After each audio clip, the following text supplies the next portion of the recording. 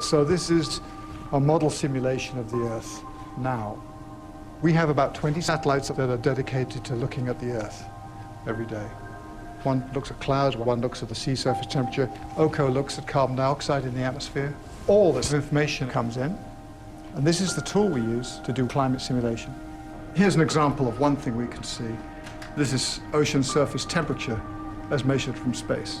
This is the whole world's surface temperature. You can see the poles melting there. Wow. Yeah. This is the way to do it, man. I mean, this is the way to really see what's going on. Here's a Gulf Stream. Look at this. This is the motion of the ocean. This is like a great piece of art. It is, isn't it? Biggest impact will be here. In the Gulf Stream. Yeah. This current here, see it? The dumping of ice off melting Greenland would stop this conveyor belt. And the Gulf Stream would slow down and stopping the transport of heat from here to there.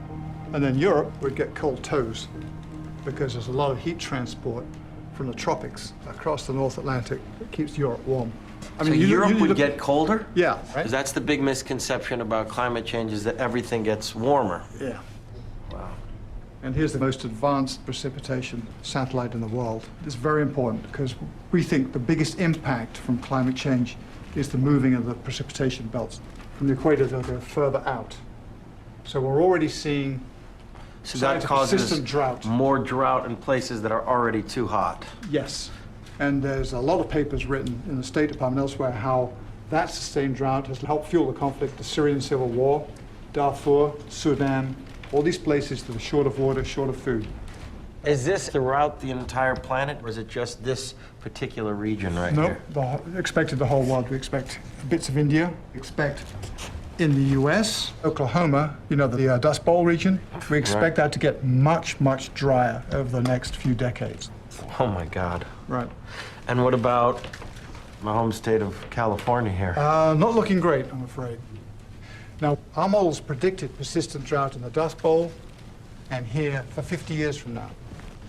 But we're just seeing the worst drought in 900 years here right now, so it's coming a bit earlier than we thought. We're talking about this happening over a period of a few decades. It's just consistent, not great news. No, but a lot of people now are kind of confused about the issue. You know, the facts are crystal clear. The ice is melting, the Earth is warming, the sea level is rising. Those are facts. Rather than feeling, oh my God, it's hopeless, say, okay, this is the problem. Let's be realistic. Let's find a way out of it. And there are ways out of it. You know, if we stopped burning fossil fuel right now, the planet would still keep warming for a little while before cooling off again.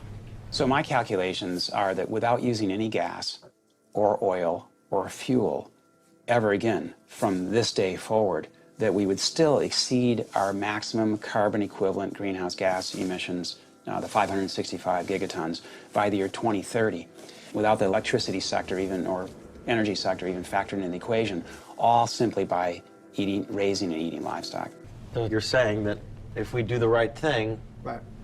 we're going to heat up, or we're going to... It'll tail off, and then it'll start cooling again. Would that Arctic ice sheet start to then increase again? Once the cooling started, yeah. So there really is a possibility to repair this trajectory that we're on. Interesting. Yeah. So there's hope. You seem to have an incredibly positive attitude. Just about everything, though. It's amazing. Yeah, I do. I'm a basically optimistic kind of person. I have faith in people.